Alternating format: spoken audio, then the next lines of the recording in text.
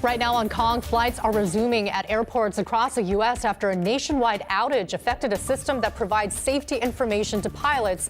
Though airports are working to get planes back into the air, delays and cancellations are growing. This all started overnight when the FAA ordered a stop to all departing flights as they work to get what's known as a notice-to-air mission system back online.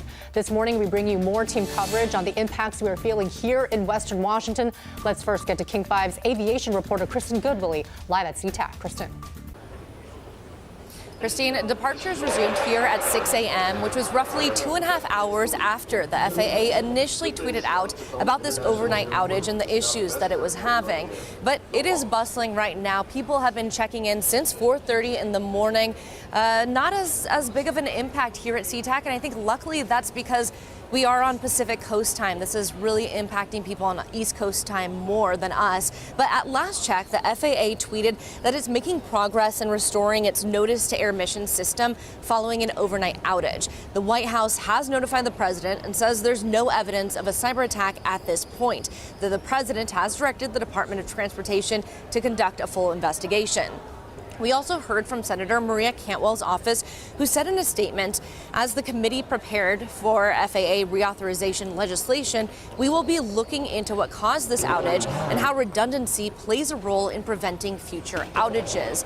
Now, I did look at FlightAware to see how many delays there have been. And while there have been many here at Sea-Tac, there are over 6,000 in the United States right now. Those are flight delays that are coming into, within, and out of the United States right now. And they do continue to go up by the hour. It started out at a couple hundred early this morning. So we are seeing an impact here across the nation.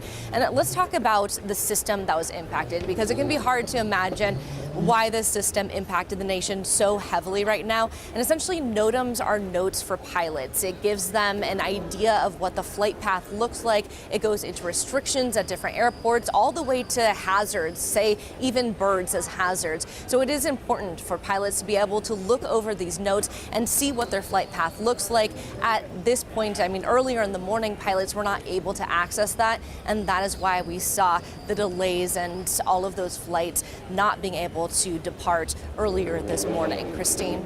All right, Kristen, thank you for that update. Let's check in now with Farah Jadran, who is also at Sea-Tac Airport this morning to talk with passengers about what they're seeing. Farah.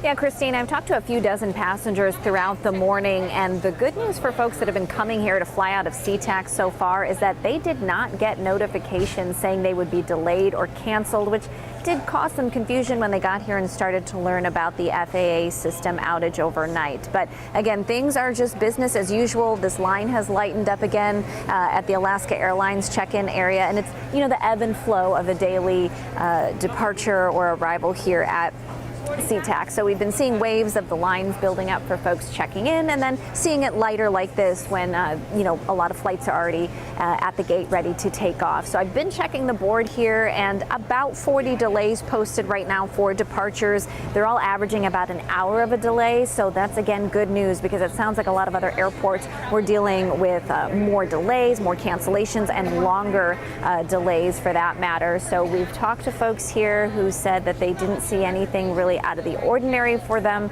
so far taking off here. So that's great news. We will stay on top of any updates. And as always, if you are traveling out of the airport, check your flight status before you head out here.